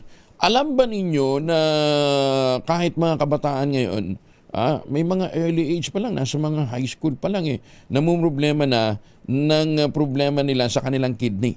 Kasama natin mula sa Theoxis Health Ventures si Brian Posada. Sir Brian, good morning. Good morning, Kong Angel, at good morning sa mga nanonood at nakikinig sa atin sa Magandang Umaga, Pilipinas. Sa pag-aaral ng mga pharmacists natin, anong pinakabatang natatamaan ng kidney stone? Wala tayong latest na statistics sa Philippines, no, yung youngest na nagkaroon ng kidney stone, pero there is a significant trend, no, na talagang bumabata, hindi kagaya dati na usually medyo pag nagkakaedad tsaka nagkaka-problem sa kidney stone. Recent data, ang nakikita is bumabata yung trend bumabata yung nagkakaroon. Bakit nga? Why is that? Di ba natin, nagmamalfunction na naman ang kidney natin pagka, syempre, umabot ka na doon sa medyo senior age ka na, Oo, although kami ni Brian, malayo-layo pa kami, siguro mga 20-30 years pa bago namin abutin yun, Pero yung iba, meron ako isang kakilala, nasa mga lagpas 20 pa lang may kidney stone problem na. So, ang reason talaga niyan, Kong Angel, no, it's still lifestyle kasi kidney stones is basically ang kidney stone, ang common type nito, no, yung calcium oxalate. Mga hard crystals kasi ito na nafo-form when minerals in urine nag-i-stick together tapos hindi siya nafa-flush out. So, sabihin yung mga minerals na kasama sa mga nakakain natin at naiinom natin, nag-i-stick siya with the urine tapos hindi siya makalabas kaya nagiging masakit. Usually kapag binlock nito yung mga labasan ng ihi natin. So, ang top causes naman yan, and I guess this also explains, no, napapaliwanag dito bakit bumabata, no, may as young as 15, 11-year-old na meron yan. Pero hindi siya yung sobrang dami, pero bumabata kasi yung trend. Now, hindi siya parang minalas ka lang, no? It's basically chronic dehydration. This is the top culprit for kidney formation, no? Young people kasi ngayon, hindi sila umiinom ng tamang dami ng tubig.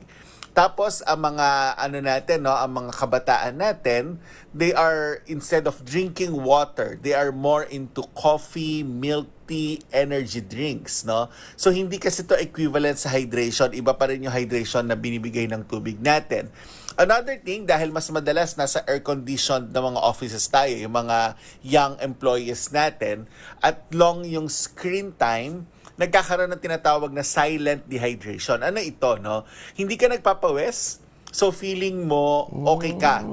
Pero in reality, nauubos na yung tubig mo. Tapos instead na water yung iinumin natin, we drink other drinks, no? Yung mga colored drinks. So usually, dapat kasi yung ihi natin, no, it should be light yellow, not dark. So pagka ganito, kung bihira kang umiihi at madilaw, nagko-concentrate lalo yung minerals natin. Dito nagsisimula yung pagkakaroon ng sakit sa bato.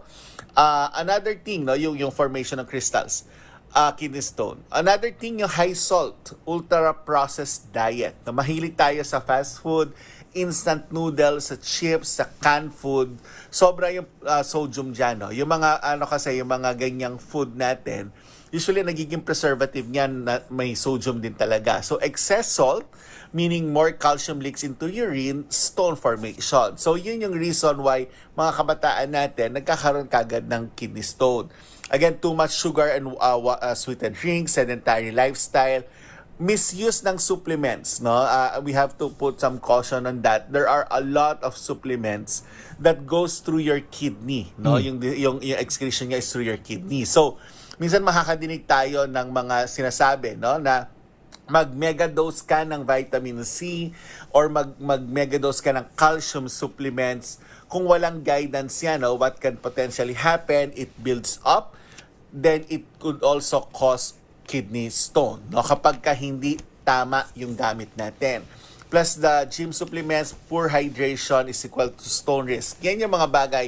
Plus the metabolic and gut health issues. Obesity, insulin, fatty liver, poor gut microbiome can also lead to more oxalate absorption. So, kailangan balance rin yung gut health natin. And then antibiotic overuse, nawa-wipe out niya yung tinatawag natin na oxalate degrading bacteria. So, marami siyang connect yan. No? So, pag hindi balance ang gut microbiome mo, kapag maraming salt yung kinakain mo, yung mga yan, it affects us. Nako, i-present lahat yun eh. Diba? Salty ang pagkain, madalas tumitira lang ng noodles, lagi nagmamadali, mas madalas nasa mga fast food chain, at higit sa lahat, hindi umiinom ng tubig. Nako, lalo-lalo na yung mga kabataan. Kaya nga pinapayo natin, regardless of the age, pagkagising, painumin ho kaagad ninyo ng 1 o 2 baso ho ng warm water. Huwag malamig na tubig. Regardless of the age, kahit bata pa ho yan, sanayin na ho ninyo sila para, di ba, Sir Brian, naaalis yung mga toxin sa ating katawan na na-accumulate natin sa magdama o sa maghapon, di ba?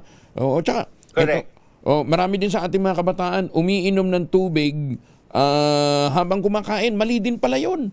Kasi nababawasan natin yung acidity ng ating katawan para makatulong para sa mabilis na digestion.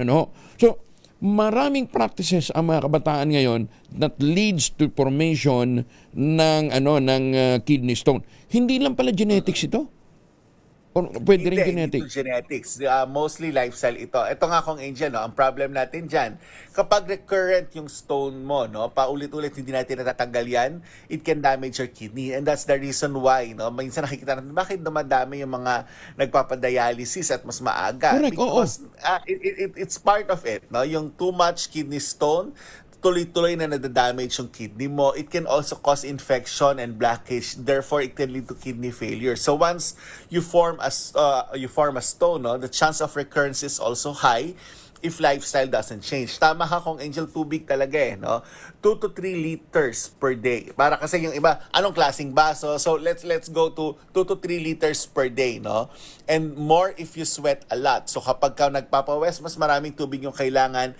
But hindi naman natin sinasabi na inumin mo ng isang bagsakan yung 2 to 3 liters. Parang, mag 3 liters na ako, kota na ako for the day. You spread it throughout the day para mailalabas natin. And again, reduce salt, aggressively, balance calcium, do not fear it. Kailangan din naman natin ng calcium, pero dapat balanse, and then move daily, simple walking, and of course, support your gut and metabolic health. Fiber-rich food, balanced diet, less sugar, and of course, yung gut health strategies natin to reduce oxalate load. So, kailangan balanse yung gut microbiome natin. So, lahat yan, it's all interconnected. So, if you want to also take supplements, make sure you don't megadose. Dapat alam mo kung ilan yung eksaktong kailangan ng katawan mo. Otherwise, it will just build up in your kidney. Yan yung mga kailangang ingatan natin. Kaya mahirap kong Angel pag na-damage yung kidney natin. Oo. Kaya palang Ultabayo, maximum 2 kapsula lang sa isang araw. No, ang Ultabayo kasi, different siya from other food supplements. Kasi si Ultabayo, ang excretion niya, it's not through kidney. So si Ultabayo, ang function niya, it goes into your gut, it helps, it activates your plasmacytoid dendritic cell in your gut for better immunity, mas maganda immunity, hindi ka sakitin. Pero ang excretion niya hindi kidney. Ang excretion niya through your stool. So sa stool yung excretion niya kasi it's a dead microorganism. So it's not a mineral that will build up in your kidney. So yan yung difference niya. So ang based dun sa pag-aaral na ginawa on the safety study of Ultabayo, they even gave up to 20. But of course we don't always say na mag-megadose, 20 capsules. Yan. So it's safe, wala naman significant na walang problema na nakita. But of course the recommended dose is just 2. So we don't recommend naman na, sige, dahil pwede sa study 20, mag-20 ka. No, we just recommend 2. Kasi yun lang naman yung kailangan ng katawan natin. So we just stick to kung alin yung kailangan ng katawan natin to have a function. Same with all your other supplements. Stick to what is prescribed, inaaral yung dosage niyan. Kaming mga pharmacists, Kong Angel, kasama yan sa inaaral talaga namin. Ano yung maximum dose bawat isang gamot? Even your paracetamol, even all the other na iniinom natin, may maximum dose yan.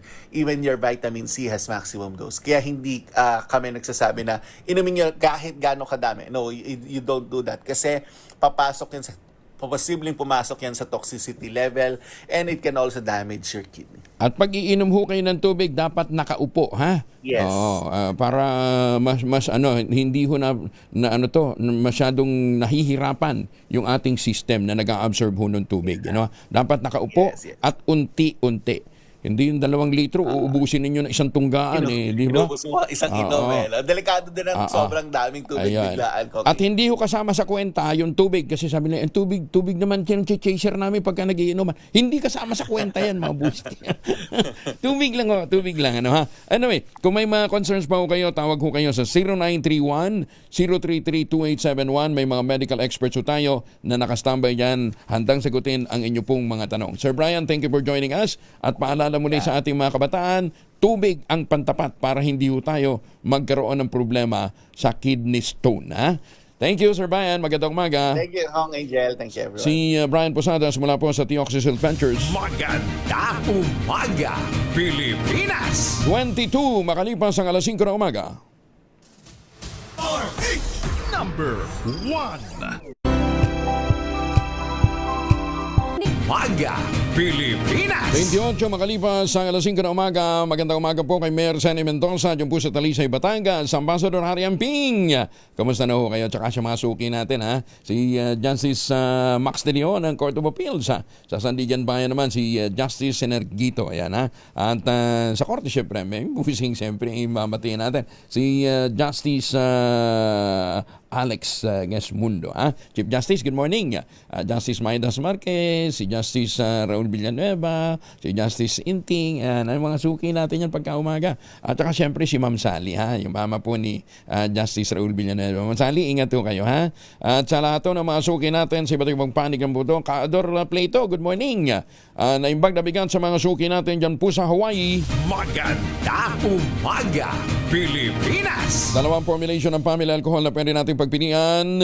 Yung family 70% isopropyl alcohol, specially prepared for clinics, hospital, pharmacies, laboratories. Pero okay na okay din po yan sa ating mga households. Very effective sa disinfection at sterilization. Ganyan ang bagsik ng family 70% isopropyl alcohol. Maghapon man natin gamitin, no problem. Hindi po manuno yung ating mga kamay dahil meron po itong moisturizer. Yun namang mabangong family rubbing compound improved cologne. Ayun po yung mabangong isopropyl alcohol na ginagamit po ng mga masahista, mga barbero, mga doktor, mga nurse, mga kumadrona for sponge baiting and other cleansing purposes. Family rubbing alcohol parang DCRH buk na sa mahabang panahon. Mabibili sa namang butik at convenience stores nationwide. Family rubbing alcohol hindi lang pampamilya, pang sports pa. Mahiwagang tunog!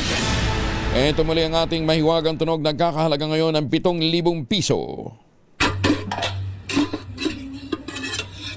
Ayan.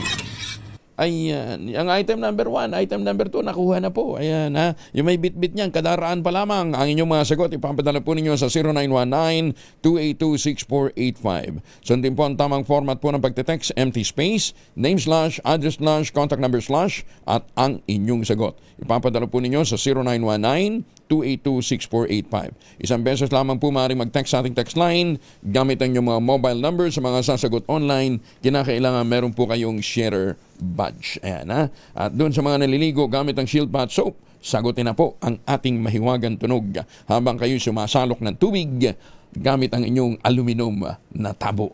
Ayan, ha? May brand nga lang.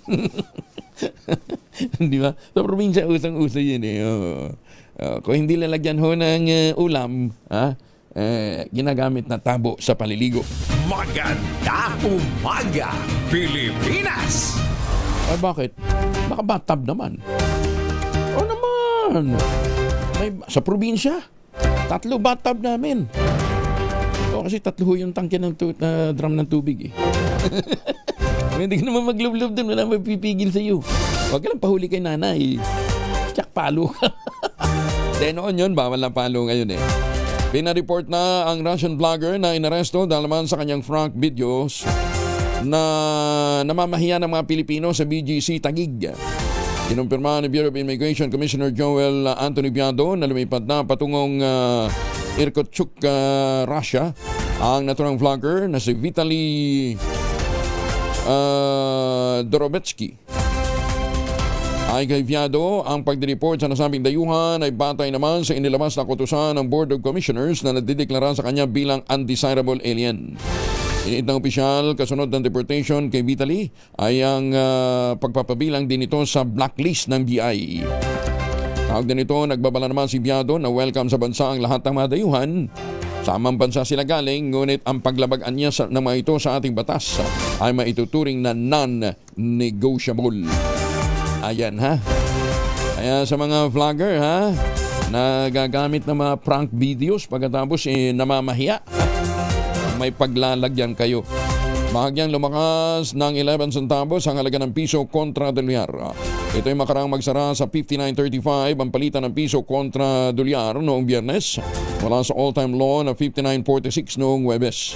Samantala bumaba naman sa $852.7 million ang total trading volume kumpara sa nakaraang $1.076 billion noong Thursday.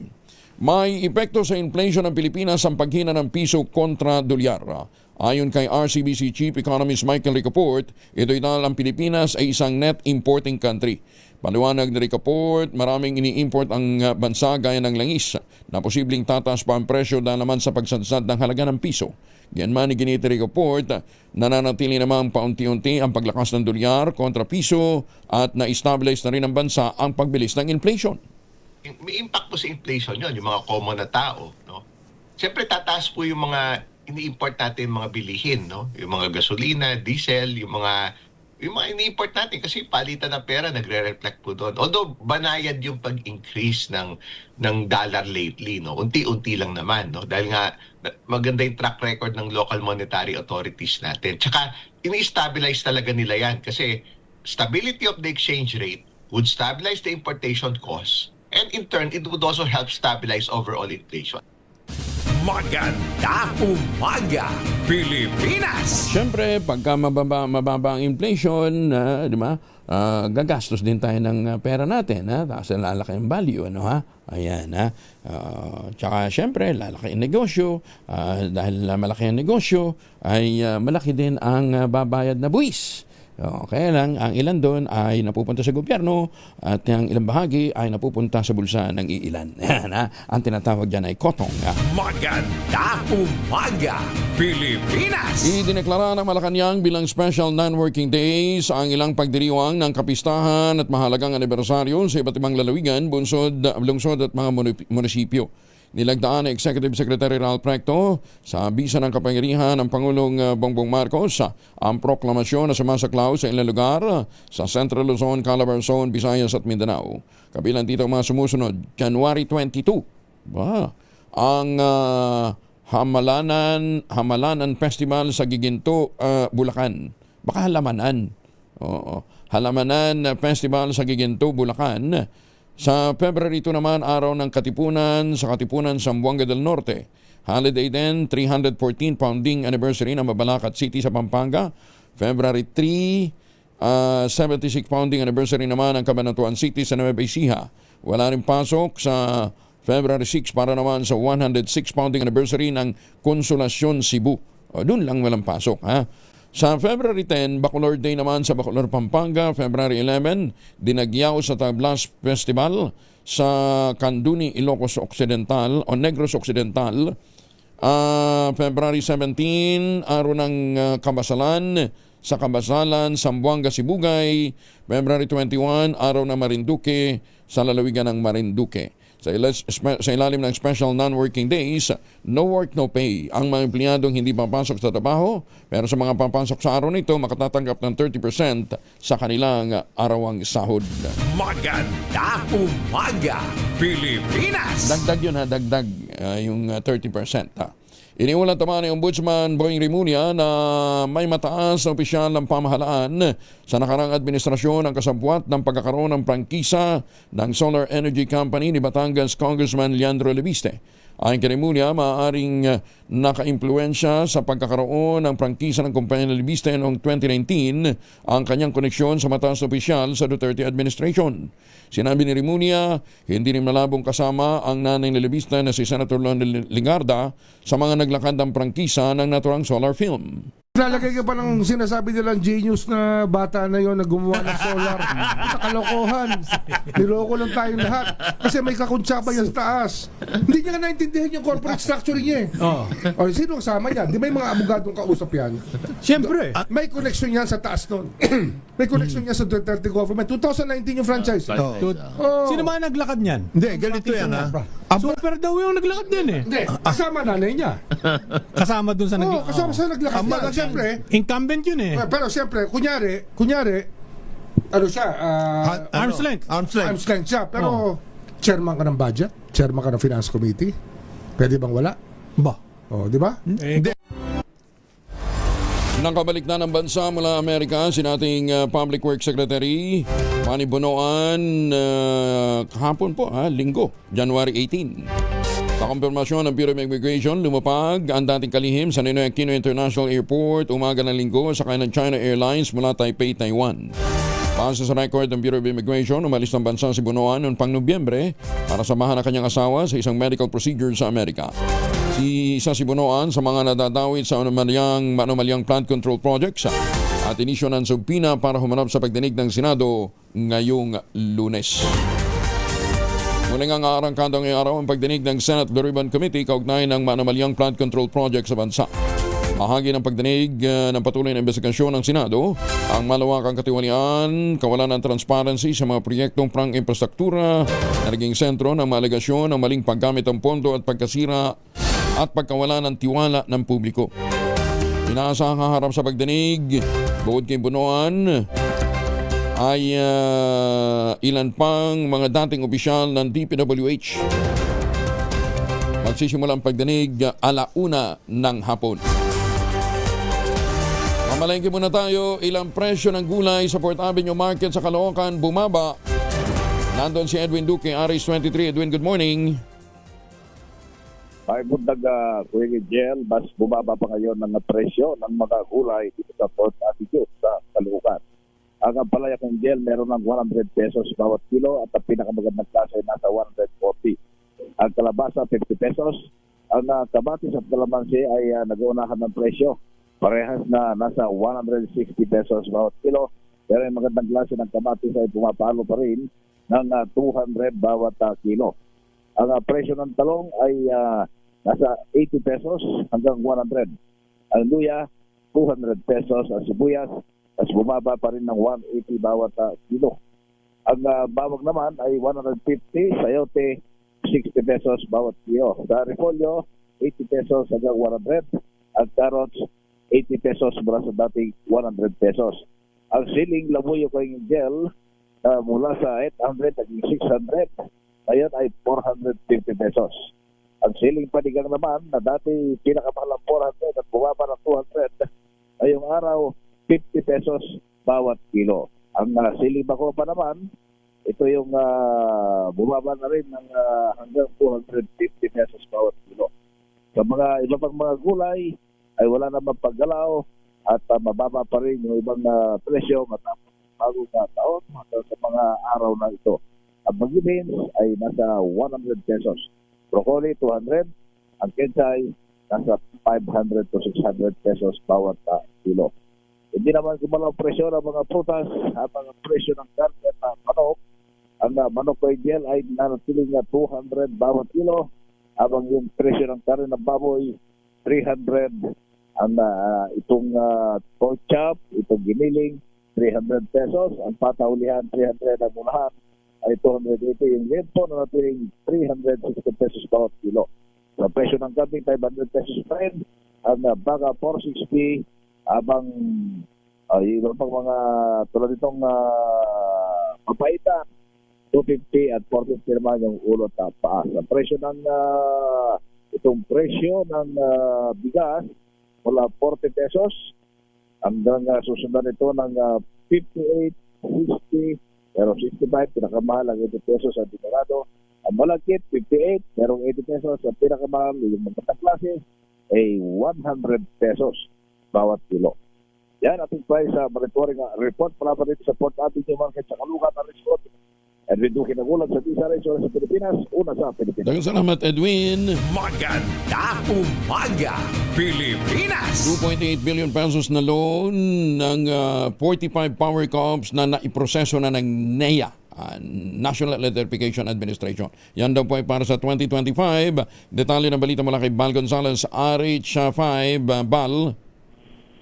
Good morning, Kuya Angel. Nakapag-aproba ang National Electrification Administration o NEA ng 2.8 bilyong pisong state-funded loan sa 45 electric cooperatives nationwide. Ayon sa NEA, ito ay bahagi ng proyekto ng pagpapalakas sa energy infrastructure at climate resilience sa bansa. Kabilang sa mga nakatanggap ng loan ng 34 na mga electric cooperatives para sa capital expenditure projects at 11 para sa working capital loans. Nakatuon din ng NEA sa climate resilience na nagbigay ng 142.4 million pesos sa calamity loans para sa mga nasirang energy infrastructure. Layunin ng NEA na matulungan ang mga electric cooperatives na magpatuloy ng kanilang operasyon para sa kapakanan ng mga consumer sa buong bansa. Ako si Bal Gonzales, DZRH, una sa Pilipinas, una sa Pilipinas. Maraming salamat, Bal. Maganda umaga, Pilipinas! Sarap ng tsokolate sa umaga, no ha? Ang tablia ay isa lamang ho sa mga produkto ho ng tangerine chocolate. Bukod ho dyan sa mga tsokolate na pwede nating export, meron din ho silang tablia. Available sa 0919-0955-935. Sa tulong po ni Dr. Helen Tan, yung po mga planting material ng kakao galing Davao. Hinakot po yan para maitanim sa ilalim po ng mga nyugan. Kaya ngayon ay nagpuproduce na ho sila ng dekalidad na cacao beans pinaprocess para maging tangerine chocolate. Available nga po sa 0919-0955-935. I-check din po ninyo sa tangerinechocolate.ph yung mahigit 10 variants ng mga tangerine chocolate na ang mga raw material ay galing din po sa ani ng mga magsasaka. Ang suporta po natin sa tangerine chocolate, sabi po ni Dr. Helen Tan, ay pagpapalakas hindi lamang ng lokal na ekonomiya, kundi sa lakas ng loob ng ating mga magsasaka na patuloy na magtanim, hindi lamang po ng kokwa na kakao, kundi ng iba pang mga produkto para magpapalakas sa ating food security. Tangerine chocolate 100% gawang lokal, Matays and Lux Global, tinulungan ito ng DTI at ng DOST. Maganda umaga, Pilipinas! 44 makalipas ang alas 5. Ang oras na yan ay hatid sa... Pangalawang complaint ay nilutang ni Antipolo City Representative Ronaldo Puno. Isinusulong din ito ng ilang mababatas na para sa mas mabigat na disciplinary action laban kay Barsaga na po pwedeng humantong daw sa pagpapatalsik sa kanya sa Kamara. May panibagong anti-corruption rallying pinaplansya. Alamin natin ang detalye mula kay Giselle Ricaport, RH15. Giselle, good morning.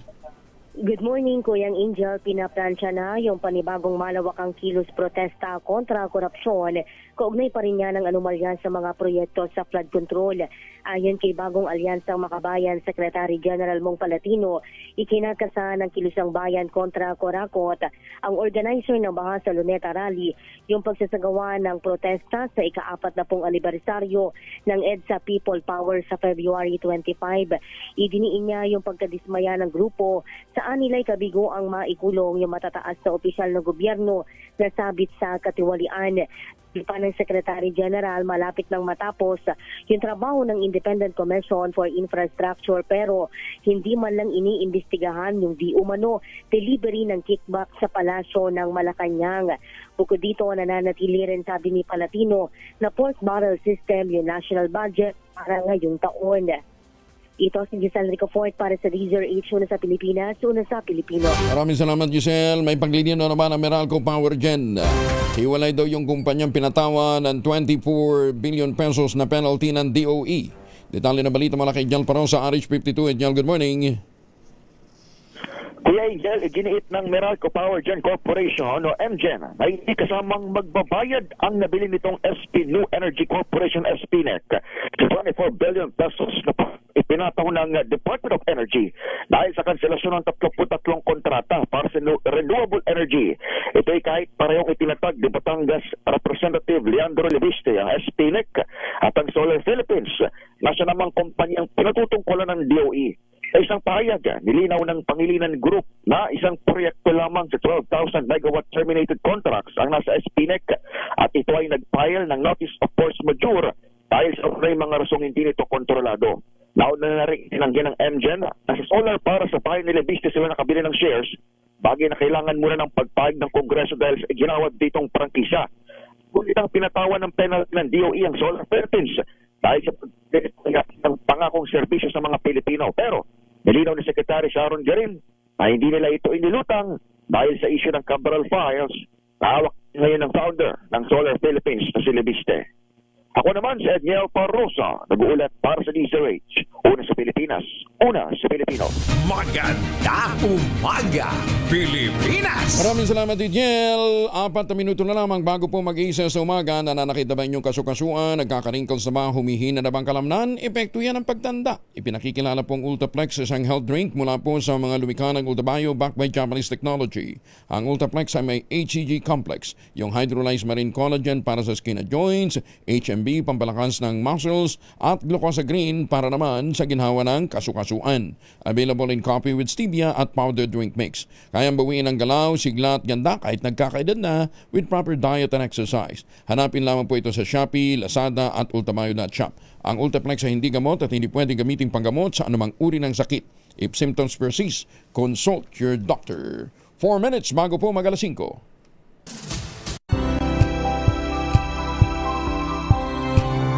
Nina, good morning ng Bureau of Immigration. Binabati niya po ng happy birthday yung Board of Special Inquiry ng Immigration. Ayun, chief pala. Chief ng Board of Special Inquiry ng Immigration. Happy birthday. Hindi naman binanggit niya ito ni Gripton yung pangalan eh. Maganda umaga, Pilipinas! Nananawagan si Senator J.B. Ejercito kina Senate President Pro Tempore Panfilo Lacson at Senator Jaime Marcos, itigil na ang bangayan at palitan ng mga maanghang na pahayag.